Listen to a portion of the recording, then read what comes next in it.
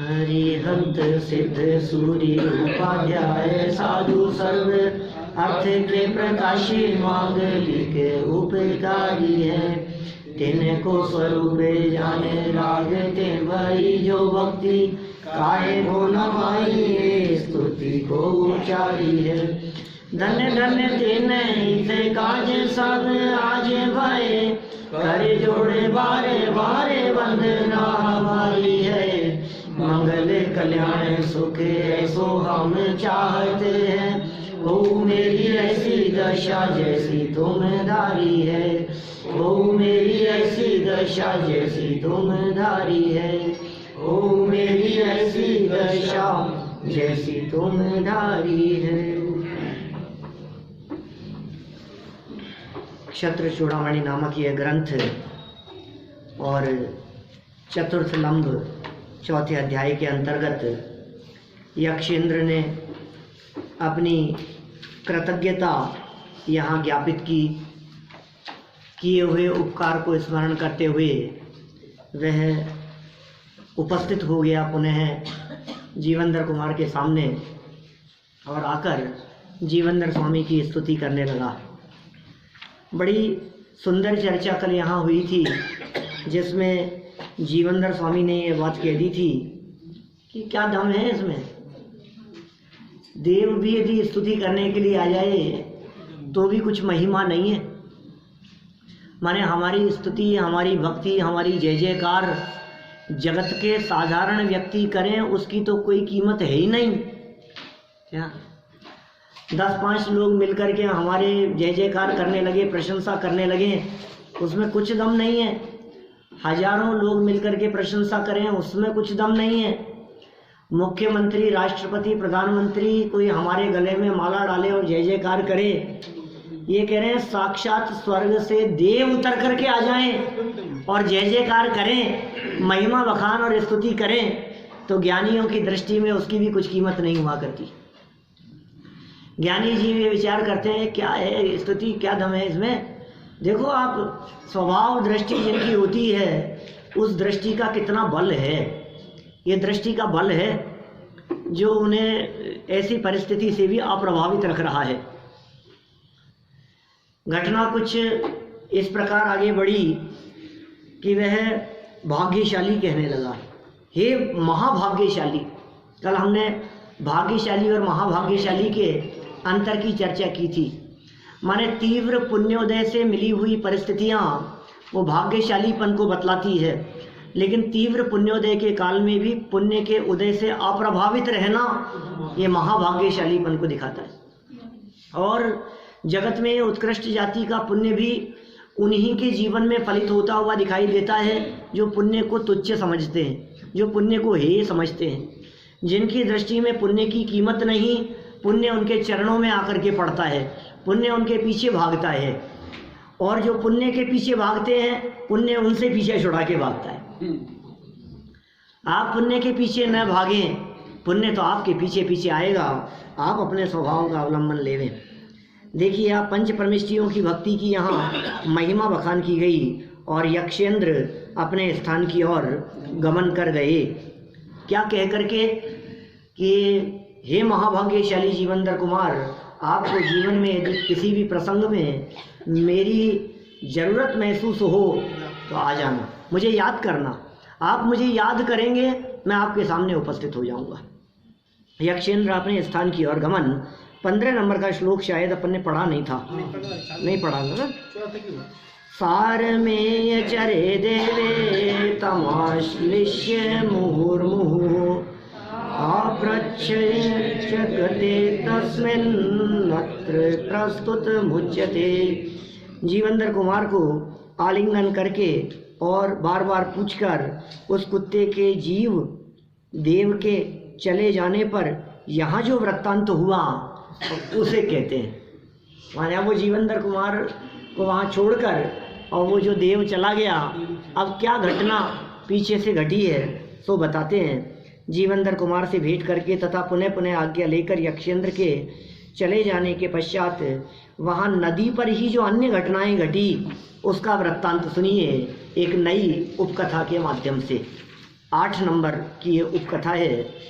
2 सखियों में चूर्ण की उन्मत्तता पर ईर्ष्या, उत्तमता पर, किसका चूर्ण उत्तम है इस विषय पर दोनों में ईर्ष्या होने लगी, झगड़ा विवाद। आपको ध्यान आ रही है कि कुछ बातें नहीं ध्यान आ रही? भूल गए? 4-6 महीने हो गए, लगभग 5-6 महीने पुरानी बात हो गई। जब हमने पहले ये पूरा का पूरा इसका सारांश सुना दिया था ना, उस समय ये घटना का उल्लेख आया था उसमें भी। चलो, चूर्णार्थम सुर मंजर्या स्पर्धा भूत गुणमालया एकार्थ स्पृहया स्पर्धा न वर्धे तात्र कस्य वा। चूर्ण के लिए सुरमंजरी की ईर्ष्या गुणमाला के साथ हुई। 2 लड़कियां हैं वहाँ, 2 सखियां हैं, सहेलियां हैं। एक का नाम है सुरमंजरी, दूसरे का नाम है गुणमाला। अत्र नीति है, निश्चय से इस संसार में एक ही पदार्थ की इच्छा करने से किसके ईर्ष्या नहीं बढ़ती है? दोनों के पास में एक ही पदार्थ एक हो और व्यक्ति हो 2, तो चाहने वाले 2 हो तो ईर्ष्या करने लगते हैं। या फिर समझ लो आपके पुत्र और इनके पुत्र और दोनों बराबर हो तो किसकी ईर्ष्या नहीं होती है? दोनों के एक समान स्थिति दिखने पर सहजी ईर्ष्या भाव होना स्वाभाविक नजर आता है। आपके यहाँ बहू आई और पड़ोस में भी बहू आई, तो अब आप दोनों को देख करके कि ये हमारी अच्छी है कि इनकी अच्छी है कि वो, ये ऐसे ईर्ष्या चलती रहती है। दो के यदि 7 पुत्र जन्म हुआ तो हम उन बच्चों को देख करके, बराबर वालों को देख करके सहजी ईर्ष्या का भाव। लेकिन 2 ये नीतिकारों की नीति कह रहे हैं भाई, निश्चय से, माने ऐसा होता ही है जगत में, ये जगत का स्वरूप ही इसी प्रकार का है। निश्चय से इस संसार में एक ही पदार्थ की इच्छा करने से किसके ईर्ष्या नहीं बढ़ती है? अर्थात सबके यही इच्छा होती है कि मैं ही इस पदार्थ को ले लूं, अर्थात मेरी वस्तु ही दूसरे की वस्तु से उत्तम है। माने अपनी चीज को श्रेष्ठ बताना, ऐसा सहज ही होता है। अभी जगत में समझ लो आप ऐसा हो, 2 जने मिलकर के किसी चीज को खरीदने के लिए जाएं, दोनों मित्र ही हैं, भले ही दोनों मित्र हैं, दुकान पर चढ़े और वो चीज बहुत अच्छी दिखी, उसने दिखाई, पीस एक ही है। अब दोनों में ऐसा होता है कि ये मैं ही ले लेता हूँ, मेरे को मिल जाए, ये मना कर दे। दूसरा सोचता है ये मना कर दे तो मैं ही ले लूँ। उस उत्तम पदार्थ को प्राप्त करने की इच्छा और दूसरा न ले लेवे, इस बात की ईर्ष्या, या दूसरे ने ले ली है तो उससे जलन, इसके चलेगी, मेरी बहुत इच्छा थी इसको लेने की, ऐसा सहज होता है। बहन के 2 भाइयों का कुलभूषण, हाँ, कुलभूषण देशभूषण, दोनों मुनिराजों की चर्चा सुनिए। दोनों ने बोलो, उस बालिका को देखकर, झरोखे पर खड़ी हुई बालिका को देखकर झगड़ा करने लगे। दोनों भाई 20 साल बाद आए थे, 20 साल बाद में आए थे पढ़ करके। और फिर क्या हुआ? बहुत झगड़ा हुआ, बहुत विवाद हुआ, आपस में तलवारें निकल गई। किस लिए? इससे शादी मैं करूंगा। अब बोलो, वो उनकी बहन थी जो इनके गुरुकुल में चले जाने के पश्चात उसका जन्म हुआ था। फिर बाद में दोनों ने दीक्षा ले ली। इस घटना से वैरागी होकर के दोनों ने दीक्षा ले ली। कुलभूषण और देशभूषण मुनिराज जो थे, इनका उपसर्ग रामचंद्र जी ने दूर किया था।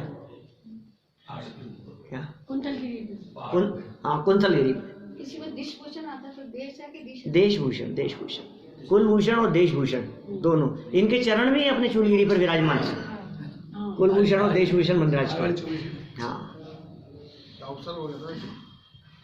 अब जो भी था वो तो देवकृत ऐसा तो उपद्रव और इस तरह का, इसका नाटक दिखाया था उसने अपने यहाँ टोडरमल स्मारक में। बहुत पुरानी बात है, कोई 22-25 साल पुरानी बात होगी। डीपी कौशिक ने। हाँ, पहले बहुत चलते थे, माने ये बात होगी कोई 25 साल से या 30 साल पुरानी घटना होगी कम से कम। वो तो मर ही गया खुद ही, बहुत साल हो गए। तो यही दृश्य उसने पूरा यहाँ प्रदर्शित किया था मंच पर। देखिए, गुणमाला और सुरमंजरी नाम की दो सखियों में अपने द्वारा बनाए गए चूर्ण की महत्ता पर ईर्ष्या उत्पन्न हो गई, क्योंकि अनेक वस्तुओं में मेरी वस्तु ही सर्वोत्तम है, ऐसी भावना वस्तु बनाने वाले प्रत्येक मनुष्य की होती है। विशेषार्थ, दोनों सखियों में यह विवाद पराकाष्ठा पर पहुंच गया कि मेरा चूर्ण ही सर्वोत्तम है। अंदर कषाय परिणाम हो तो अज्ञानी जीव अपने कषाय की अभिव्यक्ति या पुष्टि के लिए कुछ भी निमित्त बना लेता है। ये है चक्कर। अंदर में यदि कषाय भाव हो तो झगड़ने के लिए कुछ भी निमित्त बना लेगा। सचिन और पायलट भी तो आपस के अंदर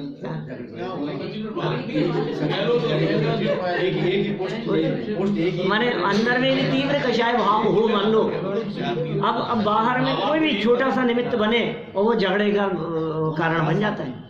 छोटी छोटी सी बात भी, बिना मतलब की बात भी झगड़े का कारण बन जाती है। यदि अंदर में तीव्र कषाय भाव हो तो ये अज्ञानी की कषाय की अभिव्यक्ति या पुष्टि के लिए कुछ भी निमित्त बना लेता है। अतः दोनों सखियों ने चूर्ण की श्रेष्ठता को अपनी मान कषाय का निमित्त बना लिया और दुखी होने लगी। दोनों सखियों में हठपूर्वक हार जीत की शर्त, दोनों में से कौन श्रेष्ठ है? माभूत पराजिता स्नाता नादे ये वारिणीति गई संगिराते स्मते सख्यौ मात्सर्यात् किम न नश्यति। उन दोनों सखियों ने हारी हुई नदी के जल में स्नान नहीं करे ऐसी प्रतिज्ञा की। नदी किनारे आई थी, वही चूर्ण उन्होंने बनाया था। दोनों में किसका श्रेष्ठ है, आपस में इस बात को लेकर के झगड़ा हो गया। वो झगड़ा और विवाद इतना बढ़ गया कि वो मान कषाय के कारण एक दूसरे से शर्त लग गई, जिसका खराब होगा या जो हार जाएगी वो नदी में स्नान नहीं करेगी, बिना स्नान किए लौट जाएंगी। देखिए, नीतिकार कहते हैं मात्सर्य ईर्ष्या भाव से क्या नाश नहीं होता, अर्थात सभी कार्य नष्ट हो जाते हैं। ये देखो, नीतिकारों की और ये वादीप सिंह सूरी आचार्य की कितनी ज़बरदस्त शैली रही है। अपने अंदर से ये धीरे धीरे करके सर्व विकृतियाँ निकल जाए, इसके प्रयास के लिए, माने जीवन निर्माण, जीवन सुधार के लिए पहले क्रोध की चर्चा कर रहे थे बहुत। माने इन कहानियों के, इन कथाओं के देने के पीछे भी क्या कारण रहे होंगे। पीछे क्रोध को माध्यम बनाया, क्रोध से होने वाली हानियों की, उसके नुकसान की चर्चा की बहुत विस्तार से। क्रोध की चर्चा चल रही थी पहले, क्रोध कर मरे और मारे ताई हैं। अब यहाँ मान की चर्चा शुरू कर दी। पहले कहा था क्रोध के कारण ऐसा कौन सा अनर्थ है जो क्रोधी व्यक्ति नहीं कर देता। अब कह रहे हैं ये मान के कारण ऐसा क्या है जो नाश को प्राप्त नहीं होता। ये घमंड के कारण बड़े बड़े खत्म हो जाते हैं। इस घमंड में क्या रखा है और किस चीज का घमंड करें। रोजाना दुर्घटनाएं होती हुई दिखाई देती हैं, रोज दिखती हैं, न्यूज़पेपर तो भरे रहते ही हैं। आस पड़ोस में दृष्टि डाल करके देखें तो अपने परिचितों में भी रोजाना कुछ न कुछ आए दिन, आज उसकी डेथ हो गई, आज उसके ये हो गया, आज उसका एक्सीडेंट हो गया। मैंने कुछ भी किसी समय क्या हो जाए, क्या भरोसा है इस बात का। और हम इस घमंड को लेकर के बैठे, नहीं मैं कैसे झुक जाऊं, मैं कैसे झुक सकता हूं, मैं तो मूछ का सवाल है। सारे ये मान कषाय यहाँ नहीं होती तो श्रीमद जी कहते हैं यही मोक्ष होता। ये मनुष्य गति के जीवों की कमाई है यहाँ की। ये मान कषाय, ये घमंड, अभिमान को लेकर के बैठे हैं। कुछ नहीं, सिर्फ नाक का सवाल है और कुछ नहीं। झगड़ा किस बात का है? झगड़ा इस बात का है कि मैं क्यों झुकूं, झगड़ा इस बात का है कि मैं क्यों मानूं, झगड़ा इस बात का है कि मैं, हाँ, मेरी कमीज तेरी कमीज से सफेद कैसी, या तेरी कमीज मेरी कमीज से सफेद कैसी, मेरी शर्ट की सफेदी ज्यादा। कुछ भी मान है, ईर्ष्या है, अपने आप को श्रेष्ठ दिखाने की बात है। नीतिकारों ने क्या कह दिया यहाँ, मात्सर्यात् किम न नश्यति। ये सूक्तियां हैं, मात्सर्यात् किम न नश्यति, घमंड से क्या नष्ट नहीं होता, मात्सर्य ईर्ष्या भाव से क्या नाश नहीं होता है, अर्थात सभी कार्य नष्ट हो जाते हैं। कषाय से अभिभूत होकर दोनों सखियों ने हठपूर्वक ये शर्त रखी कि जो हार जाएगा वह इस नदी में स्नान नहीं करेगा, क्योंकि ईर्ष्या भाव से जीवों के संतोष आदि सभी गुणों का नाश हो जाता है। यहाँ ईर्ष्या है, अब संतोष नहीं है। अरे ठीक है यार, आपके पास में 200-500 करोड़ होंगे तो 2-1 करोड़ तो हमारे पास भी होगा, क्या फर्क पड़ गया। हम इतना ही नहीं भोग पाएंगे, ज़्यादा बढ़ा के क्या करेंगे। अभी जबरदस्ती बढ़ाने के चक्कर में समय बर्बाद किए जा रहा है अपने जीवन का। जितना है उतना भोग लेंगे, क्या नहीं भोग पाएंगे छोड़ के जाएंगे। तो बोलो फिर क्या छोड़ करके क्या अपना रहे हो आप, ये बताओ। ज़्यादा छोड़ के जाने के लिए, ज़्यादा छोड़ के जाने के लिए कितने करोड़ है और कितना खर्चा है आपका। एक बार जितना खर्चा आपका आप महीने का है उससे 5 गुना तक के खर्चे की सोच लो आप। उससे 10 गुना खर्चा यदि महीने में किया जाए तो साल में कितना लगेगा। जितना महीने का खर्चा होता है आपका उससे 10 गुना खर्चा हो मान लो तो साल में कितना लगेगा। और साल में इतना लगेगा तो आगे आने वाले 20 साल 25 साल 30 साल की ज़िंदगी और मान लो, 40 साल की मान लो, तो आगे आने वाले 40 साल में और कितना लगेगा। अब उसका कैलकुलेशन बैठा लो आप। अब इसके आगे तो विराम दो कम से कम है, या फिर भी कम पड़ेगा। हमने 10-10 गुना ज़्यादा की बात कर रहे हैं, फिर भी आप सोचो कि कम पड़ेगा, तो भैया ये तो तृष्णा की ऐसी खाई है जो कभी नहीं भरती, अंत नहीं है फिर इस चीज़ का। ये संतोष आदि सारे गुणों का नाश हो जाता है व्यवमान कषाय के पोषण के लिए। गुणमाला और सुरमंजरी ने चूर्ण की श्रेष्ठता का निर्णय कराने का निश्चय किया। अब किससे निर्णय कराए? अब वे अपने अपने चूर्ण की परीक्षा कराएंगी। जिसका चूर्ण श्रेष्ठ नहीं है ऐसा निर्णय होगा वह हारी हुई मानी जाएगी तथा नदी में स्नान भी नहीं करेगी। ऐसी दोनों ने हठ पूर्वक प्रतिज्ञा कर ली, शर्त लगा दी उन्होंने, कंडीशन रख दी ऐसी। चूर्ण की परीक्षा के लिए भेजा जाना, चूर्ण को परीक्षा के लिए भेजा जाना। कन्ये प्राहिणुतां पश्चात् चेटयौ स्वे निकटे सतान् कुत्सितं कर्म किं वा मत्सरिभ्यो न रोचते। फिर दोनों कन्याओं ने अपनी अपनी दासियों को चूर्ण की परीक्षा करने वाले सज्जन पुरुषों के समीप भेजा। ये दासियों ने दोनों मतलब दोनों उत्तम कुल से थी, उच्च कुल से दासियां थी उनके साथ में। निश्चय से मत्सर करने वाले जीव को कौन कौन से खोटे कार्य नहीं रुचते हैं, अर्थात सभी खोटे कार्य रुचते हैं। तदनंतर दोनों सखियों ने अपनी अपनी दासियों द्वारा परीक्षक विद्वानों के पास चूर्ण परीक्षार्थ भेजा, क्योंकि ईर्ष्या करने वालों को सभी प्रकार के खोटे कार्य अच्छे लगते हैं। चूर्ण का परीक्षार्थ आना। अस्थिशातामथागत्य चेतयो जीवक ओविधे अनवद्या सती विद्या लोके किम न प्रकाशते। तदनंतर वे दोनों दासियां बुद्धिमान जीवंदर कुमार के समीप आकर ठहर गई। ये दोनों जीवंदर कुमार के पास में आ गई। अब सबसे परीक्षण करा रही थी और वो दासियां पहुंचते पहुंचते कहाँ तक पहुंच गई? जीवंदर कुमार। बुद्धिमान थे जीवंदर कुमार। निश्चय से लोक में संसार में समीचीन निर्दोष विद्या किस बात को प्रकाशित नहीं करती है, अर्थात उत्तम विद्या से सभी बातों का सही निर्णय हो जाता है। माने जीवंदर कुमार बुद्धिमान थे ना, बहुत विद्या थी उनके पास में, किस बात का निर्णय नहीं कर पाएंगे वे, अपनी बुद्धि से सही गलत का निर्णय तो कर लेंगे। अंत में दोनों सखियों की दासियां विद्वान जीवंदर कुमार के पास अपने अपने चूर्ण की परीक्षा कराने आई, क्योंकि उत्तम और पूर्ण विद्या जगत के सभी पदार्थों को जानती है। जीवंदर कुमार सभी निर्दोष विद्याओं के धनी हैं, अतः चूर्ण की परीक्षा के लिए दासियों का उनके पास आना स्वाभाविक ही है, क्योंकि निर्दोष और पूर्ण विद्या से ही पदार्थों का यथार्थ निर्णय होता है जो जीवंदर कुमार के पास है। इसीलिए दोनों दासियां अनेक विद्वानों से परीक्षण कराते हुए जीवंदर कुमार के पास उपस्थित हुई और उनसे चूर्ण की परीक्षा का निवेदन करने लगी। देखो बहुतों से ये भी हो सकता है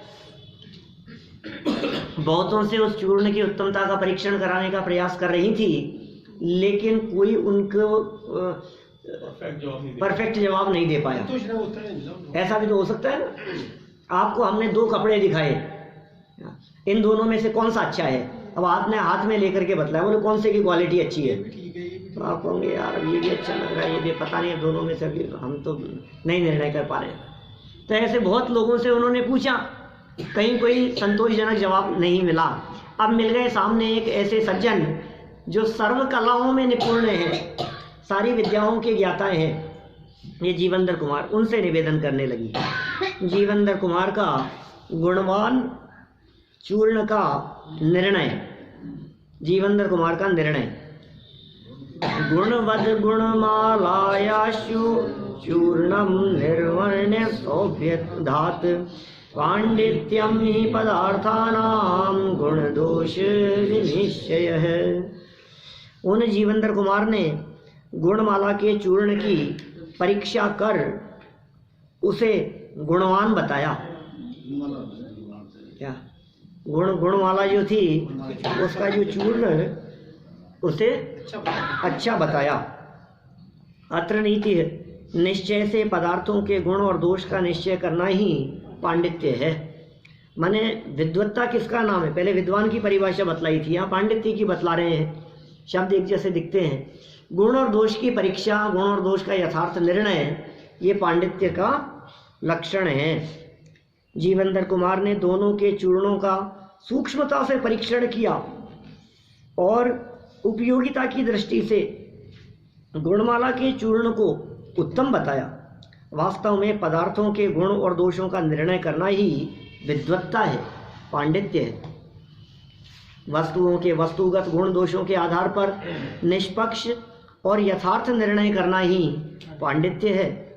जीवंदर कुमार अनेक विद्याओं में निपुण तो थे ही, अतः उन्होंने गुणमाला के चूर्ण को ही कालोचित, सगुण और उत्तम बताया। कालोचित मतलब इस काल में ये उचित है, इस काल में, इस मौसम में, इस समय में ये चीज़ ज़्यादा उपयोगी प्रतीत होगी, लोगों के लिए ज़्यादा गुणकारी होगा। जैसे ही उन्होंने गुणमाला के चूर्ण को उत्तम बताया, सुरमंजरी की दासी का क्रोध, वो क्रोधित हो गई। चेटी तु सुरमंजर्या तत् श्रुत्वा रोषणाब्रवीत अन्यरप्युक्त मुक्तम तये किम ह्यश्च भवानिति। किंतु सुरमंजरी की दासी ने यह बात सुनकर क्रोधित होते हुए दूसरों से कहा हुआ ही आपने कहा क्या, उनके साथ आपने पढ़ा है, इस प्रकार बोली। या ये भी हो सकता है पूर्व में भी एक दो व्यक्ति गुणमाला के चूर्ण को उत्तम बता चुके होंगे, ऐसा भी संभव है। तो बोले आप भी उन्हीं मूर्खों के साथ पढ़े हो क्या, आपने वही शिक्षा प्राप्त की है क्या। माने बकने लगी, कुछ भी उटपटांग दासी थी। गुणमाला के चूर्ण की श्रेष्ठता सुनकर सुरमंजरी की दासी क्रोधित होकर जीवंदर कुमार से कहने लगी, दूसरे विद्वानों का कहा हुआ निर्णय ही आपने बताया है, क्या आप सब एक ही गुरु के चेले हैं? एक ही थैली के चट्टे बट्टे। विशेषार्थ, पक्षपाती जीव को यथार्थ निर्णय नहीं रुचता है। हो बोलो क्या करें, जिनकी होनार फूटी होती है, जो कशाई होते हैं या जिनकी अधोगति होनी होती है, उन जीवों को ये यथार्थ निर्णय रुचता नहीं है, क्योंकि पक्षपात के कारण जीव अंधा हो जाता है। यहाँ सुरमंजरी की दासी को जीवंदर कुमार का निर्णय पक्षपात पूर्ण लगा, अतः उसे क्रोध आना स्वाभाविक ही है। तो गुस्सा आएगा ही उसको, तो उसको ऐसा लगा कि ये पक्षपात पूर्ण निर्णय हो रहा है, क्रोध करने लगी। गुणमाला के चूर्ण की श्रेष्ठता सिद्ध होना। चूर्णयोर्लिभि स्वामी गुणदोषावसादयत् निर्विवाद विधिनो चेन्नई पुण्यं नाम किम भवेत्। फिर जीवंदर कुमार ने गुणमाला और सुरमंजरी के चूर्णों के गुण और दोषों का निर्णय भ्रमरों के द्वारा सिद्ध किया। क्या भंवरों के द्वारा उस चीज को सिद्ध किया। कैसे भंवरे भी जो हैं, भ्रमर, हाँ भ्रमर, भ्रमर माने तो भंवरे ही होते हैं। हाँ भ्रमर माने भंवरे, भ्रमरों के माध्यम से, भंवरों के माध्यम से, क्योंकि भंवरे जो होते हैं वे खुशबू सुगंध पर, पुष्पों की सुगंध पर आकर के बैठते हैं, तो उनके माध्यम से उन्होंने ये परीक्षण कराया। देखिए क्या, यदि विवाद रहित युक्ति ना हो तो फिर चतुराई ही क्या कहलाई। माने जीवेंद्र कुमार की कुशलता, जीवेंद्र की चतुराई, उनका पांडित्य, यदि वो विवाद रहित ना होवे तो फिर वो चतुराई किस बात की है, फिर वो किस बात के पंडित हैं। माने यदि वो अपने तर्क, अपनी युक्तियों से अपनी बात को सिद्ध न कर सके तो फिर काय के विद्वान, काय की विद्वत्ता उनकी, काय का पांडित्य, सब किस काम का है। अपनी चतुराई से उन्होंने जिसका निर्णय किया, ऐसा नहीं ये दो हैं, दो में से बताओ कौन सा अच्छा है, तो आपने बता दिया ये अच्छा है। बोले भाई साहब ऐसे काम नहीं चलेगा, ये अच्छा क्यों है ये बताओ। और आपने तर्क भी दे दिए कि इसलिए अच्छा है, स्वास्थ्यवर्धक है, ऐसा वैसा, तो हम आपके कहने से मान लेंगे क्या। आप सिद्ध करो कि ये स्वास्थ्यवर्धक कैसे है, आप सिद्ध करो। आप दो कपड़े आपको दिखाए, आपने कहा कि ये अच्छा है, ये बहुत चलेगा, ये कपड़ा ऐसा है, इससे ऐसा होगा, इसको पहनने से आपको अच्छा फील आएगा, तो ये कैसे कह दिया आपने, अभी कैसे कह रहे हो आप। आपने जो भी अपने निर्णय के पक्ष में बात कही है, आप उसके संदर्भ में युक्तियों के माध्यम से उसको सिद्ध करके बताओ। ये सिद्ध करने का यहाँ प्रयास कर रहे हैं। देखो क्या कहा, जीवेंद्र कुमार ने गुणमाला और सुरमंजरी के चूर्णों के गुण दोषों का निर्णय भ्रमरों द्वारा सिद्ध किया।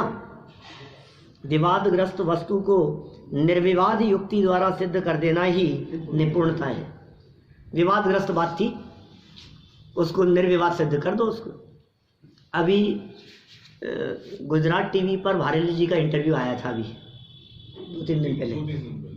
2-3 दिन पहले टीवी पर, तो वहाँ उनका इंटरव्यू आया, तो वहाँ वर्तमानकालीन मुद्दों के ऊपर उनसे प्रश्न किए गए, टीवी पर लाइव चल रहा था वो। तो उनसे प्रश्न किया गया, अयोध्या में राम मंदिर के मसले पर आपका क्या कहना है। बोलो क्या क्या वहाँ राम मंदिर बनना चाहिए कि मस्जिद बननी चाहिए, क्या होना चाहिए, बोलो अब क्या बोलो, आप क्या जवाब देना है। तो उन्होंने कहा, कल भी चर्चा हुई, मेरी साथ में बैठे थे, बोले अयोध्या कितनी बड़ी थी। उन्होंने वहाँ जवाब दिया कि रामचंद्र जी की जो अयोध्या थी वो अयोध्या कितनी बड़ी थी, क्या रामचंद्र जी की उस अयोध्या के राज्य में क्या विरोधी लोग नहीं रहते होंगे, क्या उन लोगों का प्रश्रय नहीं रहता होगा। इतनी बड़ी अयोध्या में राम मंदिर भी बने और इतनी बड़ी अयोध्या में कुछ दूरी पर 1-2 किलोमीटर दूरी पर यदि मस्जिद भी बने तो क्या ऐतराज है। उसका जवाब दिया उन्होंने।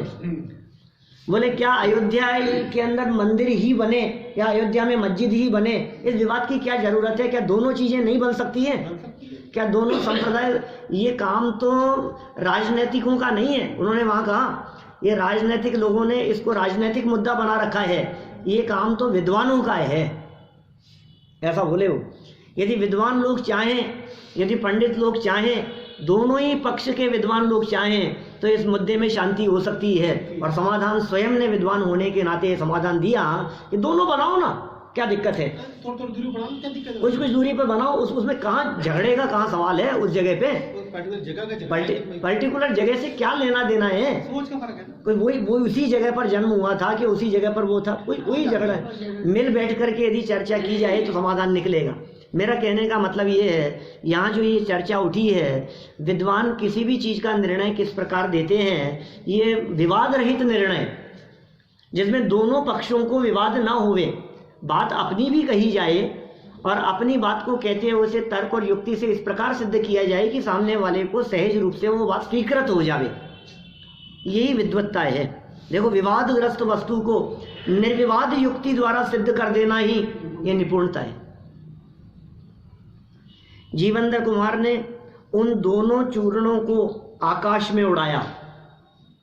जब गुणमाला के चंद्रोदय नामक चूर्ण को आकाश में उड़ाया तो सुगंध के लोभी भ्रमर भंवरे चूर्ण की गंध से वहां आ गए।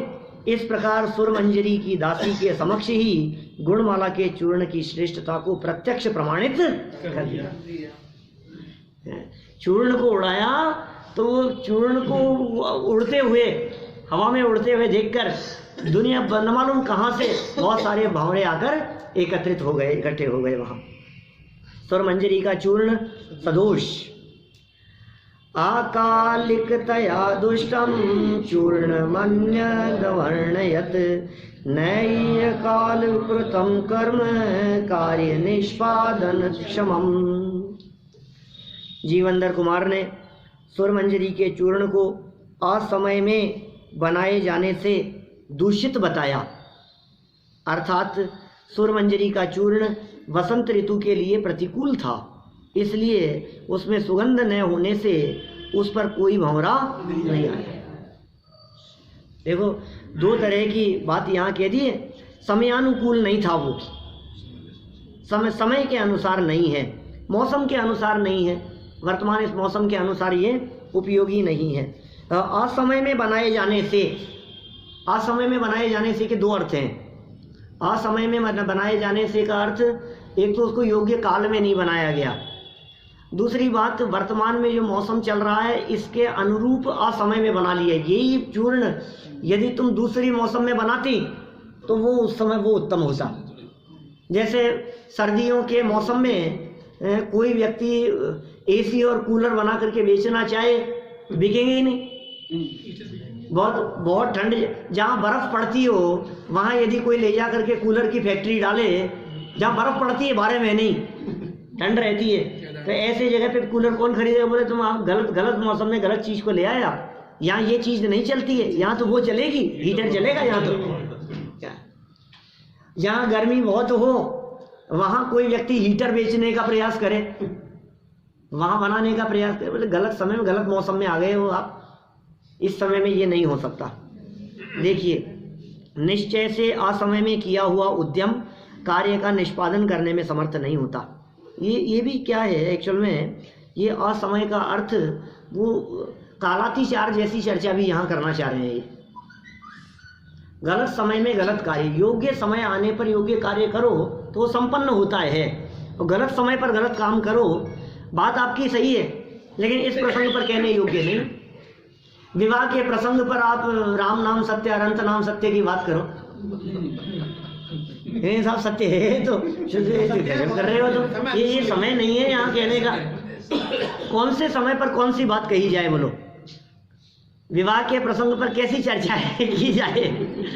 क्यों भैया,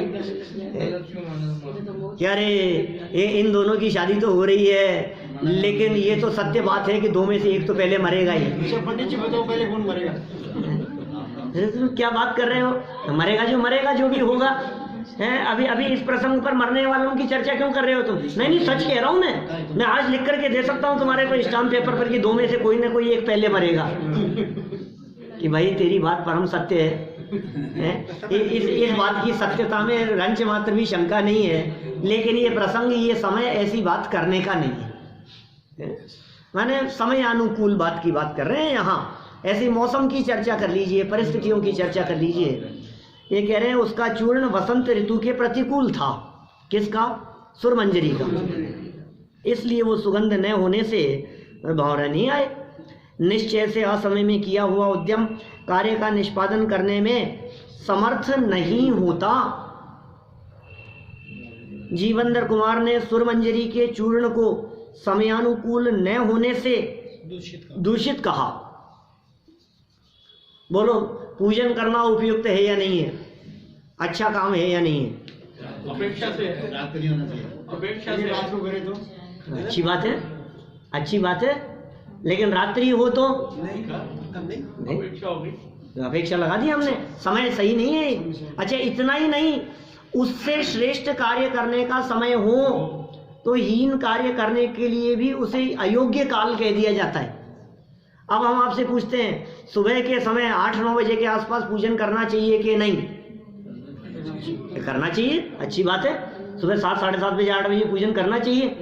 तो कहा लेकिन यदि प्रवचन का समय हो तो प्रवचन छोड़ के पूजन में मन नहीं बैठ जाना चाहिए।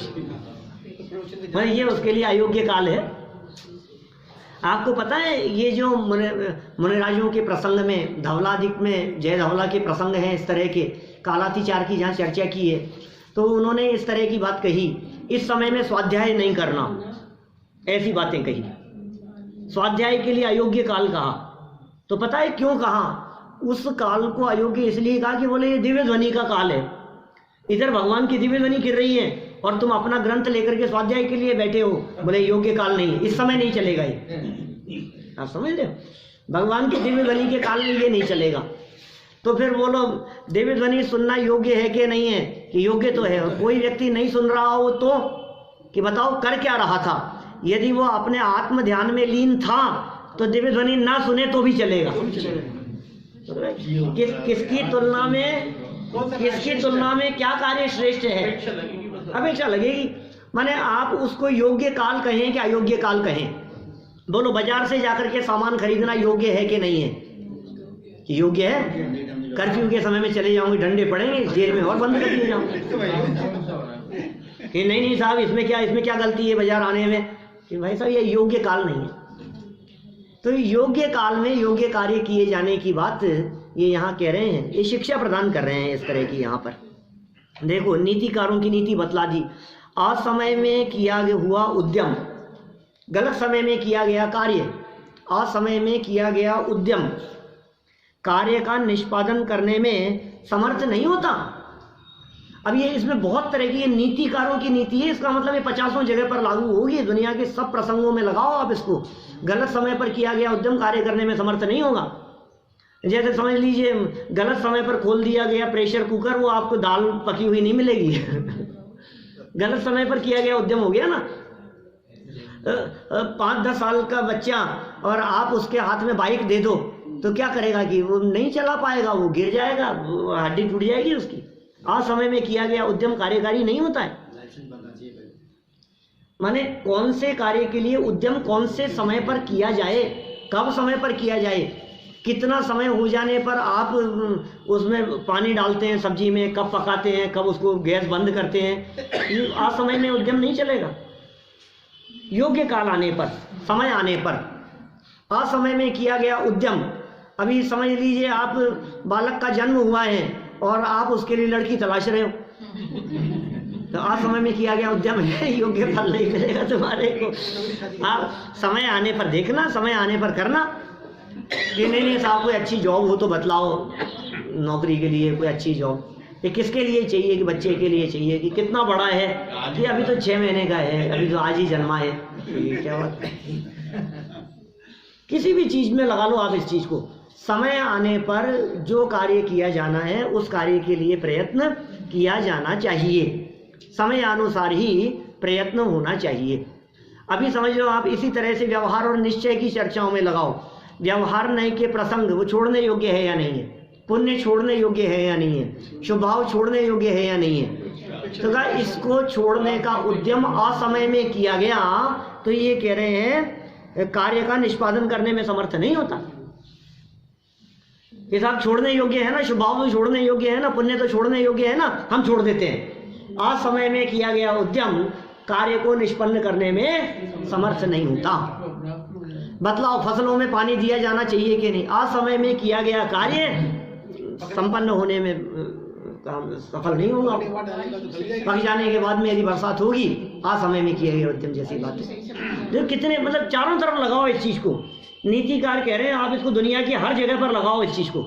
असमय में किया गया उद्यम वो कार्य को निष्पादन करने में सफल नहीं होता, समर्थ नहीं, कार्यकारी नहीं। जीवेंद्र कुमार ने स्वरमंजरी के चूर्ण को समयानुकूल न होने से दूषित कहा। समयानुकूल किया गया परिश्रम ही कार्यकारी होता है। असमय में किया गया बहुत परिश्रम भी व्यर्थ चला जाता है। बहुत परिश्रम किया आपने, बहुत परिश्रम किया, लेकिन असमय में किया, कुछ फल नहीं होगा, कुछ नतीजा निकलने वाला नहीं है इसका। अब ये असमय में किए गए परिश्रम को वहाँ भी लगाओ, और मरणासन अवस्था के अंदर आपने खूब कोशिश की, अरे तो पहले ही ध्यान रख लेता, अब बिगड़ जाने पे आप क्या करेगा। स्वरमंजरी का चूर्ण वसंत ऋतु के अनुकूल न होने से भ्रमरों को आकर्षित न कर सका, अतः स्वरमंजरी का चूर्ण स्वयं ही निर्गुण सिद्ध हो गया। भ्रमरों के संबंध में पक्ष व्यामोहों का प्रश्न ही नहीं उठाया जा सकता। अब भौरों के बारे में पक्ष व्यामोह कौन उठाएगा कि नहीं साहब भौरे तो इससे प्रभावित थे, ये बात चलने वाली नहीं दिखाई देती है। जीवेंद्र कुमार के निर्णय की सर्वत्र ही प्रशंसा हुई। ये चर्चा हम कल आगामी श्लोक के माध्यम से पढ़ेंगे। अभी की बात इसी आधार पर हम पूर्ण करते हैं, इसी नीति को लक्ष्य में रखते हुए कि योग्य समय पर योग्य कार्य कर लेना ही उपयुक्त है। नमः भगवान।